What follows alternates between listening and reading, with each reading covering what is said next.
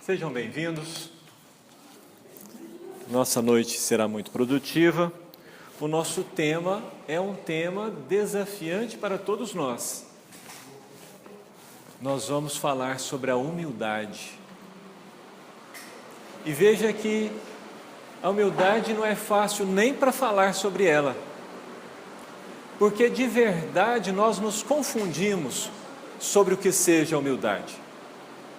Nós achamos muitas vezes que humildade é a roupa que se veste, humildade é baixar os olhos, humildade é calar, quando Jesus, o nosso mestre maior, passa toda a vida dele nos ensinando o que é humildade. Humildade com Jesus assume um aspecto extraordinário, porque é reconhecer o que se é e trabalhar na medida de todas as forças para realizar a vontade de Deus. E olha que perspectiva fantástica. Quando os discípulos chamam Jesus de mestre, Jesus responde: dissestes bem, mestre, eu sou. Ele se reconhece como mestre, porque ele o era. Se alguém me chamar de mestre e eu reconhecer, dentro de uma casa espírita, provavelmente as pessoas vão arregalar os olhos e dirão: o Manuel não é humilde. Porque para nós, que não temos a humildade verdadeira, nós buscamos exterioridades que deem pistas, que deem sinal do que a humildade seja. Mas a humildade não é exterior. A humildade é um sentimento que faz com que reconheçamos o que está acima de nós, sem nos ofendermos, sem nos magoarmos, sem ficarmos enciumados. Deu ciúme, não é humildade. Magoou, não é humildade. Situações simples. Você está na escola, todos nós passamos pelos bancos escolares. E na sala, é claro que tem aquele que tira a maior nota. Qual é o nosso sentimento nessa hora? Sentimento. Porque a humildade tem a ver com sentimento. Qual é o nosso sentimento nesta hora? Se nós ficamos com inveja, se nós chamamos aquele aluno de caxião, caxião, lembram? Caxião.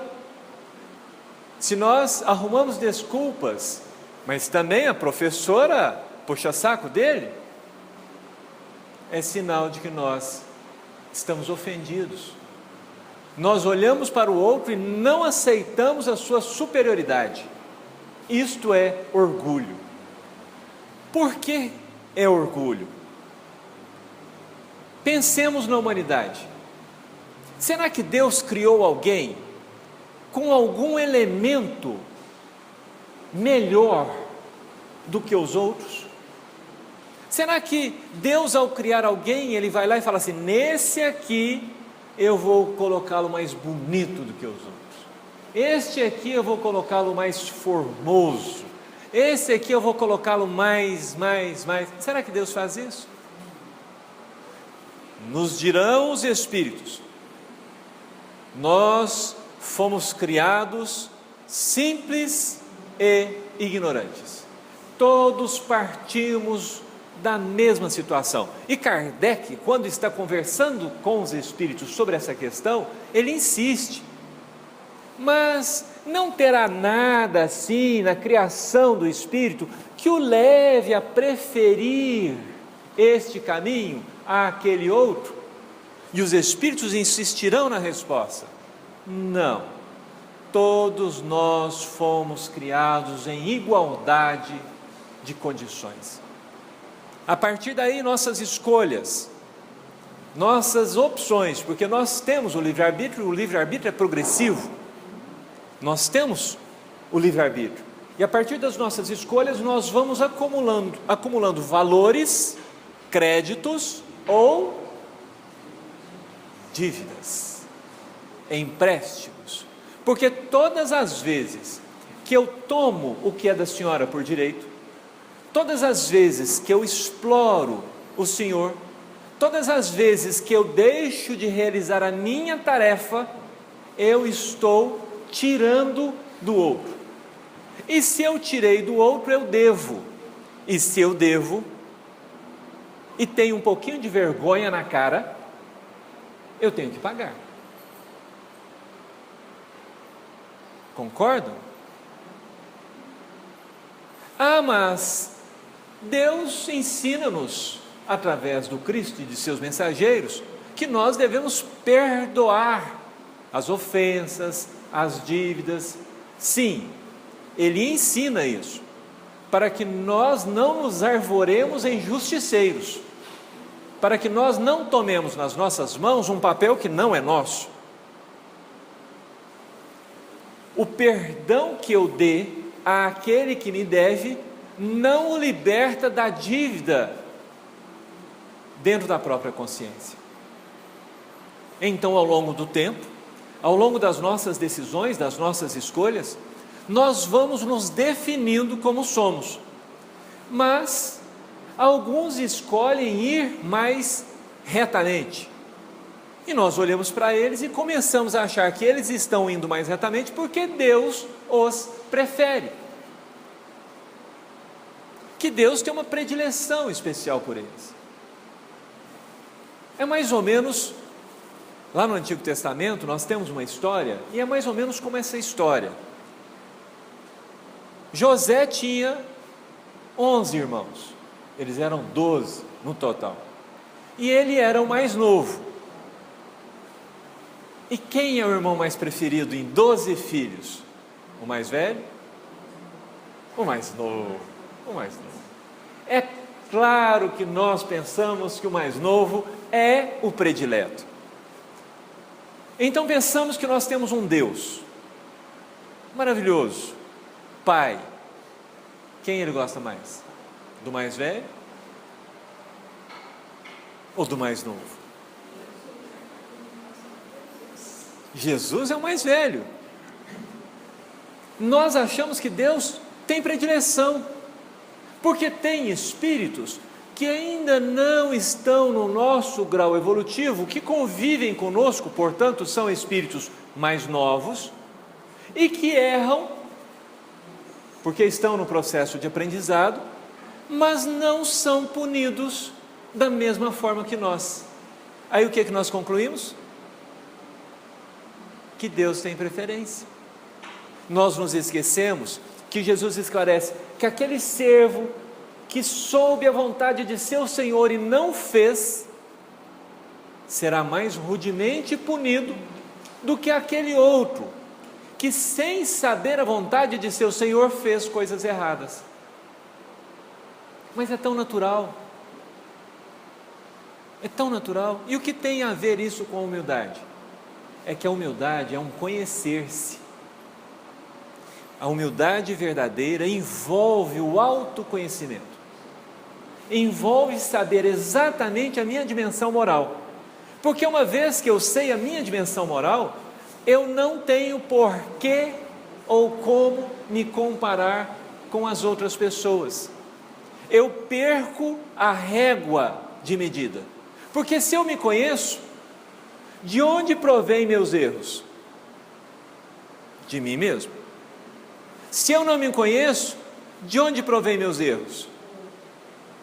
Não sei, mas eu fiz isso porque fulano falou para mim fazer. Eu só comi o fruto da árvore porque a Eva mandou. Eu só comi o fruto da árvore porque a serpente me induziu.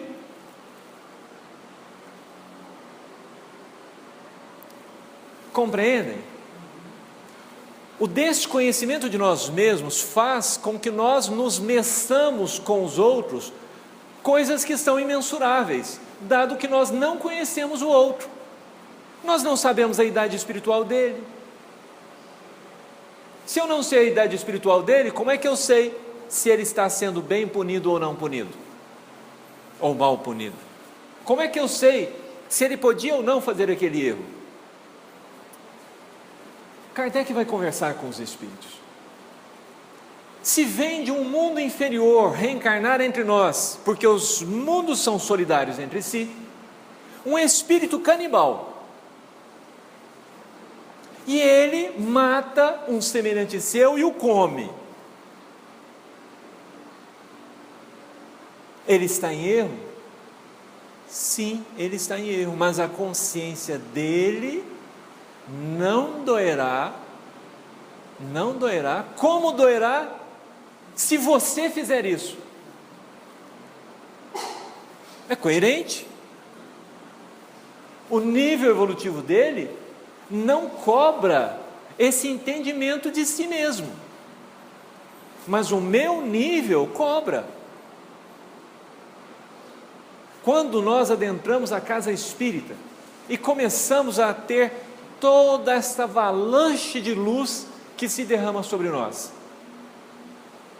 nós nos tornamos mais responsáveis.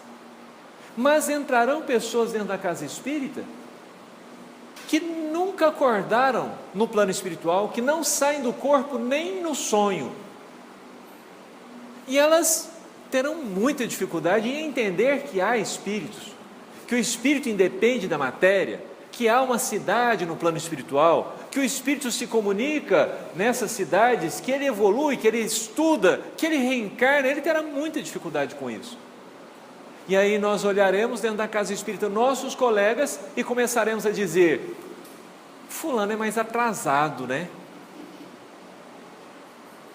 Fulano é mais atrasado. O que não tem problema. Onde está o problema?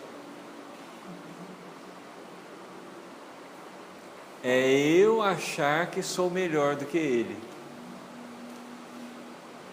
De novo, não é uma atitude exterior, é o meu sentimento, porque eu posso não falar para ninguém, mas sentamos-nos à mesa e chega o nosso irmão que está em começo. Lá vem fulano com as perguntas dele. Será que ele não entende? Eu já repeti para ele 50 vezes. Ah, não tenho mais paciência com isso. É atrasado demais. Esse sentimento é orgulho. Manuel, você está falando do orgulho, e o sentimento da humildade? O sentimento da humildade, vamos lá. Aparece um anjo para Maria. Vamos imaginar? Aproveitando que nós estamos poucos aqui, aparece um anjo para conversar conosco. O que nós sentiremos? Façam um esforço, pensem, tem um anjo materializado aqui, você vê que é um anjo, está brilhando, luminoso, bonitão, sabe? Aquela coisa extraordinária. Imagine que você esteja vendo esse anjo. Como você se sente? Quantas pessoas você conhece que já viram um anjo?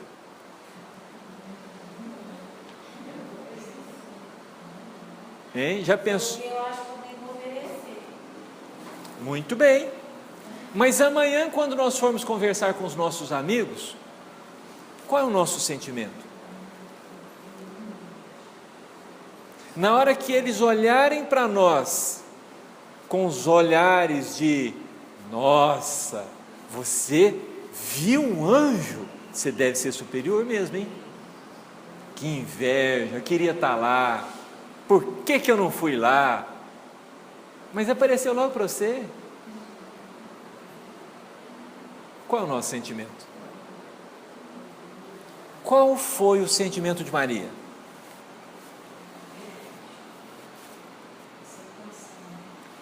Lucas descreve para nós que ela conversa com o anjo. Nós provavelmente não conversaríamos. Por quê?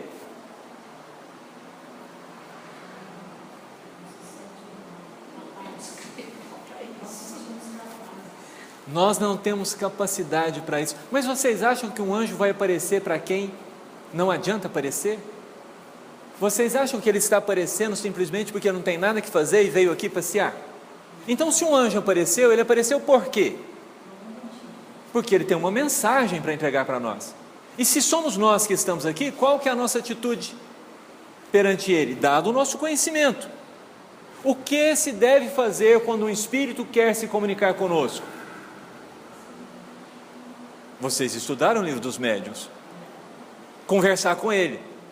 Então, qual é a atitude que se espera de alguém que se conheça? Que converse com ele. Então, Maria conversa com o anjo. Porque se ela tivesse uma atitude de falsa modéstia, ela diria: quem sou eu para receber um anjo? Eu não estou nem vendo um anjo. Ela nem veria o anjo. Não vê. Não vê. Não percebe. Porque a humildade faz-nos perceber a grandeza do outro. Se nós não temos a humildade, o anjo não se manifesta como anjo, porque se ele se manifestar, o que é que vai acontecer conosco? O orgulho vai falar mais alto. Ou a gente vai se sentir inferior e não vai ouvir nada, ou a gente vai achar que, nossa, agora eu estou devendo muito porque apareceu um anjo para mim, também não vai ouvir nada. Enfim, nós não aproveitaremos a situação. Mas Maria aproveita, porque a atitude de Maria é: o que quer ele? E ele explica. O que significa essa saudação? E o anjo explica. E quando ele explica, ela pergunta: como pode ser isso se eu não conheço o varão? E ele explica. Há um diálogo. Eu sei que Maria é humilde porque ela conversa. Ela conversa. Só isso. Isto, para a maior parte de nós, não é sinal de humildade. É conversar com um espírito superior, normalmente, é um indício de humildade para nós? Não é. A gente não percebe isso. Porque a gente acha que humildade é só a parte do faça-se na serva a vontade de seu Senhor. É também. Mas observem. E te digo mais, tua prima Isabel concebeu e está grávida de 6 meses. O que Maria faz? Na hora que o anjo desaparece, ela arruma a mochilinha dela e vai visitar a prima. Para contar para ela que viu um anjo? Não, ela não conta para a prima. Uma conversa entre ela. Qual é a vantagem de compartilhar isso com a prima? Para quê? Se fosse para ser público, era público. Maria vai para ajudar Isabel, porque ela sabe que Isabel é de idade. E ficar grávida de idade, naquela época, que tinha que tirar água do poço todo dia, porque era a tarefa da mulher tirar água do poço. Era a tarefa da mulher, cuidar dos animais, tirar água do poço para os animais, para os da casa. Essas tarefas todas eram das mulheres.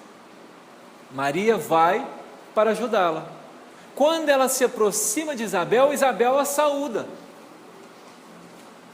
Salve, a que devo a honra da mãe do meu Salvador vir me visitar. O que Maria faz?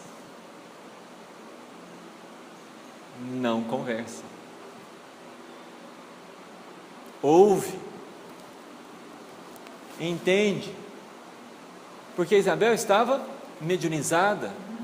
Mal se aproximou a mãe do meu Salvador de mim, e o meu filho pulou de alegria no meu ventre. 6 meses. E Maria, tranquila, foi ajudar Isabel, foi cuidar da Isabel, ficou lá até Isabel dar à luz. O humilde não foge do seu serviço, não foge das suas tarefas, não foge das suas missões, não se acha melhor do que verdadeiramente é e não se acha pior, porque quando ele se acha pior, ele não aceita tarefas. O que acontece se a senhora precisar de alguém para presidir o trabalho e chamar alguém, o que ele vai responder para a senhora? Não, será que eu vou dar conta? A senhora vai chamar se a senhora precisar de chamar qualquer um, a senhora vai chamar qualquer um ou alguém que seja preparado? Dependendo da quantidade de gente que é, se tiver alguém preparado, eu vou chamar ele. Se não tiver, eu chamo qualquer uma pessoa. Entendem? Nós não pensamos nisso. Nós somos convidados a exercer tarefas e nós não nos conhecendo, nós fazemos o quê? Nós assumimos uma tarefa que a gente não dá conta, maior do que as nossas forças, e negamos tarefas que nós damos conta. É assim que os Espíritos nos dirão que muitos dos nossos sofrimentos são decorrentes de pegarmos tarefas para as quais nós não estamos preparados. O que aconteceu comigo? Não sabia nada da doutrina, vim por sofrimento, não vim por amor, não. E em pouco tempo que eu tinha chegado aqui, só o Hinaldo não deve lembrar disso. Em pouco tempo que eu estava aqui, o presidente chegou e falou assim para todo mundo: eu vou entregar meu cargo para Pasqualina, porque eu vou voltar a estudar. Depois, 2 dias depois, nós ficamos sabendo que ele era fugir porque tinha dado um tiro no carro. Você já pensou? E eu olhei assim para todo mundo, olhava nem evangelho, eu não sabia nem olhar o evangelho direito, uai. Gente, eu vim de uma igreja católica, eu fui filha de Maria, né? Mas fiquei firme, fiquei, 24 anos. Não fugiu do trabalho. Não fugi do trabalho. Enfrentei a barra feia com meu marido lá, que implicava de eu vir, ficava bravo, mas eu vinha assim mesmo. Ele ficava lá pirraçando no comida, esperando eu chegar para arrumar comida novamente para ele comer. Mas eu enfrentei. Eu só falei para ele o seguinte, falei, olha, eu era católico, eu era filha de Maria, você pediu para a igreja, nunca mais você deixou ir numa missa, agora eu resolvi ser espírita e vou ser espírita e vou cumprir direitinho. Só isso que eu falei para ele. E disciplina. Ele foi para mim, depois um dia eu vou chegar aqui, se não estiver em casa, eu passo de cumprido. Falei, seja feita a sua vontade, a vontade de Deus também. 3 meses ele fez isso, 3 meses, até que eu pensou.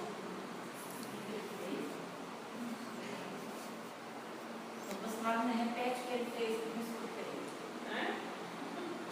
Repete o que ele falou e fez. O que ele falou que ia fazer? Passava de cumprido. Não, ele viajava, né? Ele viajava, ele passava lá em casa. Aí perguntava aos meninos, cadê sua mãe? Está pro centro. Ele mandava para São Paulo, ele buscava carro em São Paulo e levava para Mato Grosso, para Barra do Garça. E eu te cumpri. Eu nem, graças a Deus, eu fui desligando assim, ó, até que ele cansou. Estamos entendendo? Um dia falou assim para mim, Marinês, olha você, um dia falou para mim assim, um dia eu quero ir nesse centro e quero entrar naquela sala lá, vocês ficam de porta fechada, ver o que está acontecendo lá dentro, né, de óculos escuros. Falei, para quê? Vai sem óculos, fica de olho aberto. Você pode ir, fica de olho aberto. Mas eu nunca vi. A mente dele era triste, absurda.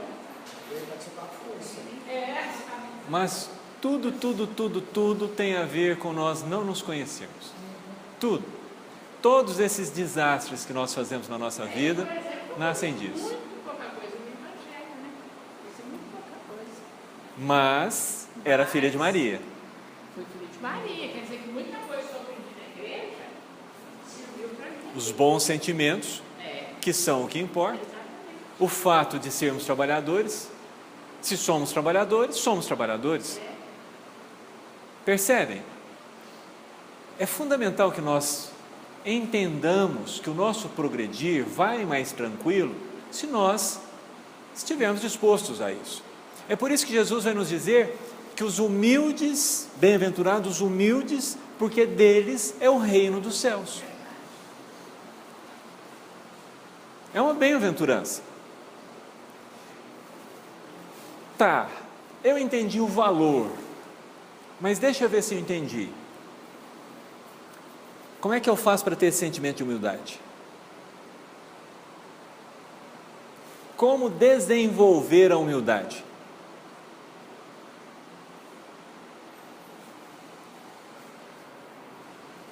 Estudando a nós mesmos. Estudando a nós mesmos. É mais ou menos assim. A multidão cerca a mulher para apedrejá-la. Acha-se superior à mulher. Então Jesus pede para que eles olhem para dentro de si mesmos. Aquele que estiver sem pecado, que atire a primeira pedra. Quando aquela multidão olha para dentro de si e percebe seus próprios atos, que vão um por um deixando as pedras, o que eles estão vendo? Que eles não são melhores, eles não são mais puros, eles não são superiores, que eles também pecam, que eles também erram. E esse conhecimento faz com que eles abandonem o mal que eles iam fazer. Faz com que eles reconheçam o tamanho de si mesmos. Essa atitude de largar a pedra e sair, é uma atitude de humildade. Não porque largou a pedra, mas porque olhou para dentro de si mesmo e reconheceu o seu valor, a sua estatura moral. E a partir desse reconhecimento, se comportou adequadamente. Se comportou adequadamente.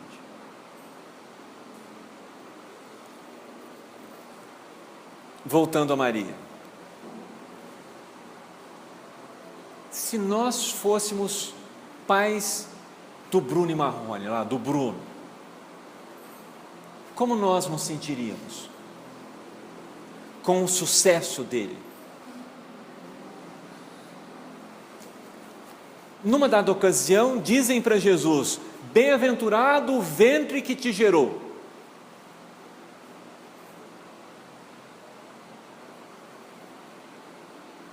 Nossa, bem-aventurada é a mãe do Bruno, hein? Do Vitor e Léo, hein? Feliz uma mulher dessa, né? Ter os filhos assim de sucesso. A mãe do Roberto Carlos. É? Bem-aventurada, feliz. Já pensou? Um filho que nem o Roberto, ele dá a impressão de ser tão carinhoso. E Jesus vai responder que não. Bem-aventurado é aquele que faz a vontade do meu Pai que está nos céus.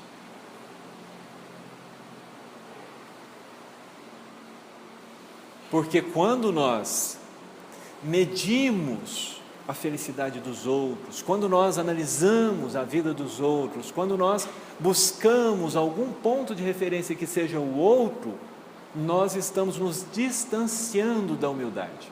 Quando nós olhamos para nós mesmos, olhamos a nossa medida e nos pautamos pela lei divina, nós estamos na humildade. Na humildade. Porque a humildade é um exercício permanente, igual é o amor. Virtude não é substantivo e nem adjetivo. Virtude é verbo. Ser virtuoso é exercitar essas qualidades. Ser virtuoso é amar. Ser virtuoso é ser bom. Ser virtuoso é perdoar.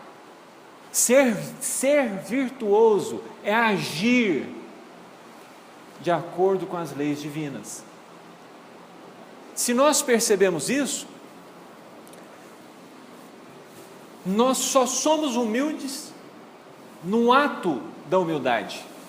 Passou aquela ação, nós não temos humildade. Compreende? É para sempre. Em todas as circunstâncias, eu sou desafiado a não me comparar com o outro, a não medir-me contra o outro, a não olhar para se ele é maior ou menor que eu. Em todas as circunstâncias, a humildade me leva a olhar para mim mesmo, e olhar para a tarefa, e olhar para Deus, e entender que Deus me colocou aqui com esta tarefa. O que Ele espera de mim?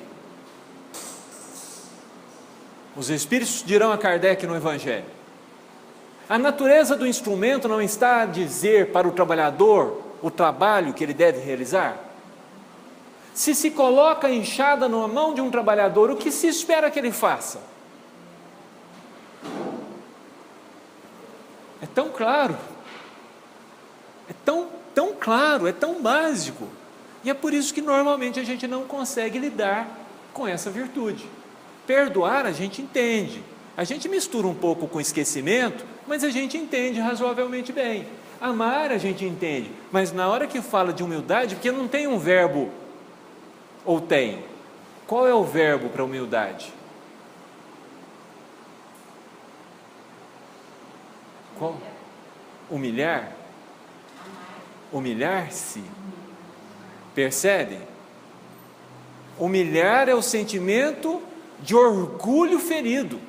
Se eu me sinto humilhado, é porque o meu orgulho foi ferido, então não é humildade. Qual é o verbo para o ato de ser humilde? Nós não temos uma palavra para isso. Para esse sentimento, nos falta o verbo. É por isso que a gente faz tanta confusão, porque nós só olhamos para a humildade como ausência de orgulho, e não é. A humildade é uma presença de espírito. E olhem para a postura de Jesus, que era a humildade plena.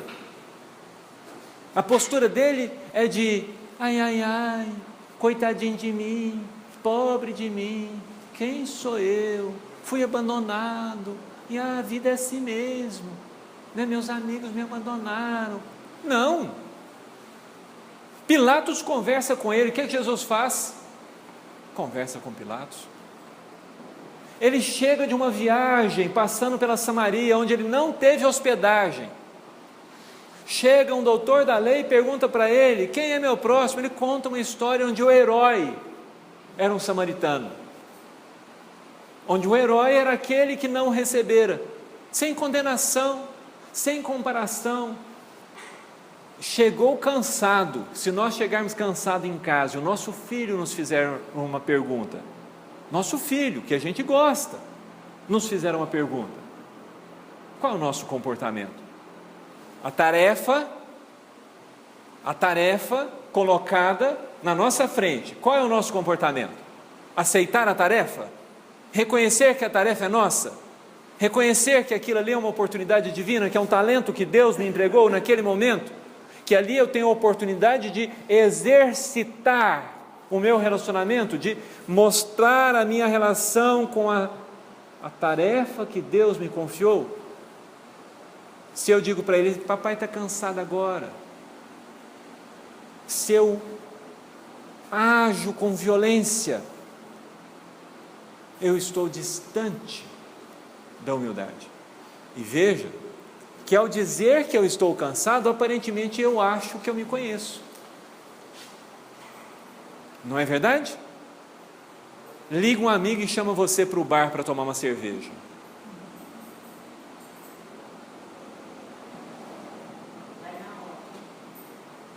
Ué, e o cansaço? Você não se conhece?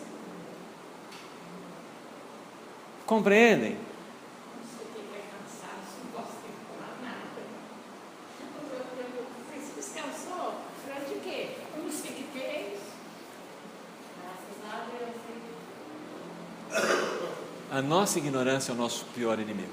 Nós fomos criados simples e ignorantes. Quando Jesus é crucificado, o que ele fala na prece dele? Pai, perdoe-os, eles não sabem o que fazem. Quem não sabe o que faz é ignorante.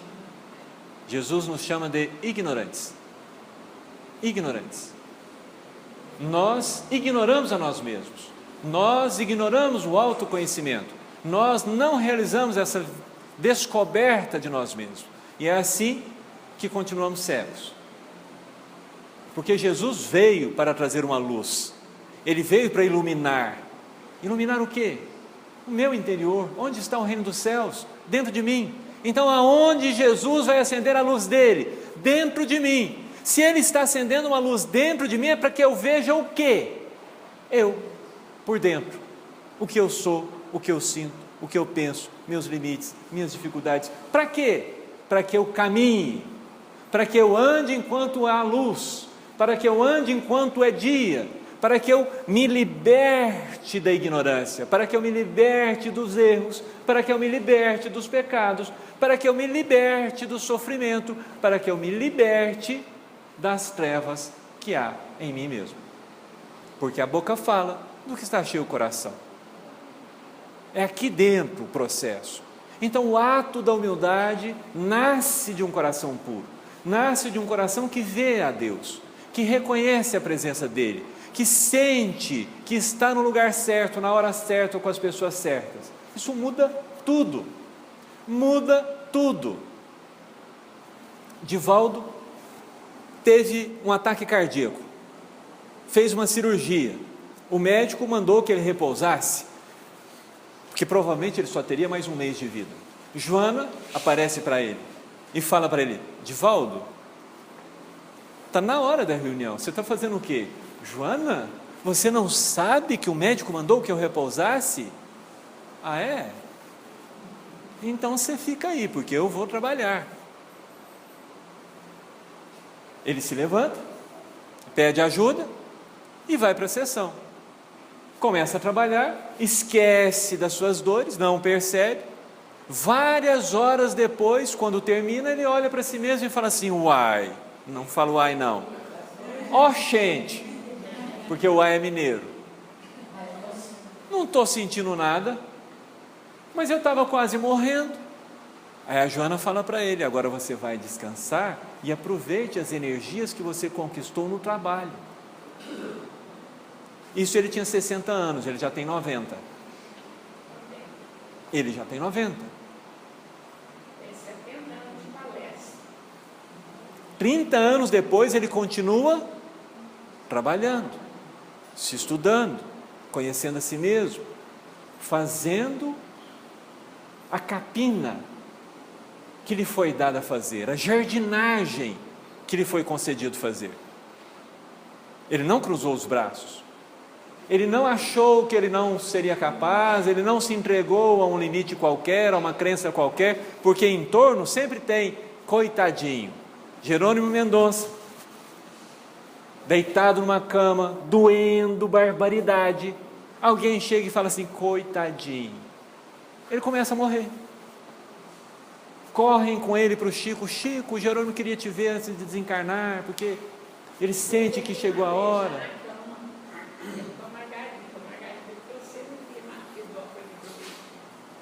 Quando ele chega lá no Chico, Chico chama o pessoal, faz uma prece, Jerônimo faz uma palestra, nada de desencarnar. E aí o Chico fala para ele: sabe o que aconteceu com você, Jerônimo? Você aceitou um coitadinho que falaram para você. Se a gente não se conhece, as pessoas nos induzem à inércia, as pessoas nos dominam, as pessoas nos mantêm escravas dos nossos vícios.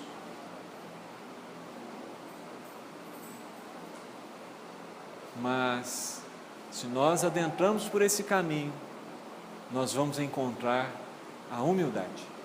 E a palavra humildade, ela vem de humus, terra fértil, fertilidade. Porque o humilde é alguém que ouve, que aprende,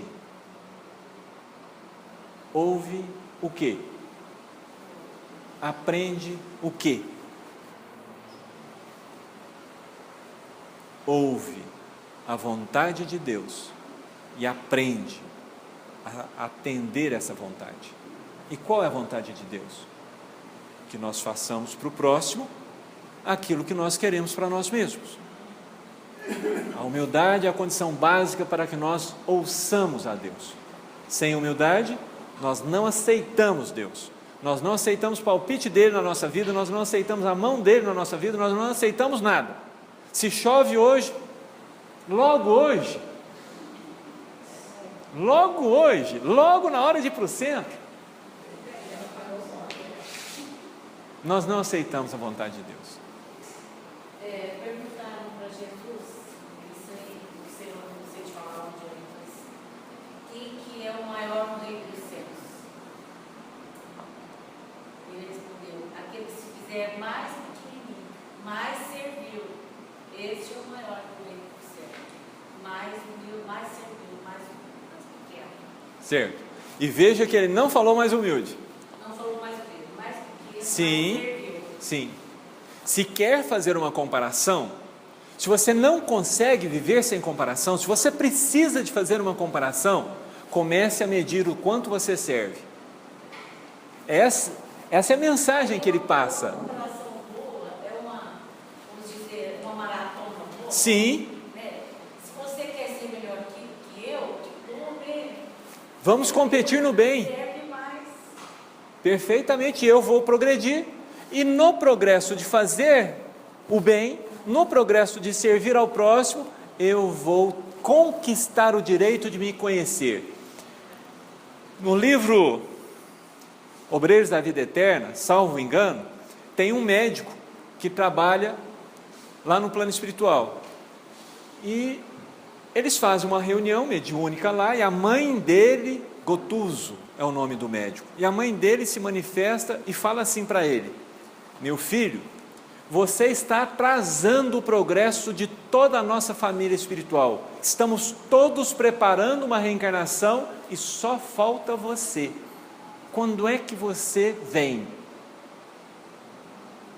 Aí ele fica assim, tal. Aí a mãe dele fala para ele: pelos trabalhos que você vem realizando, pela sua dedicação ao bem, a espiritualidade nos autorizou, nos concedeu, você conquistou o direito de se conhecer.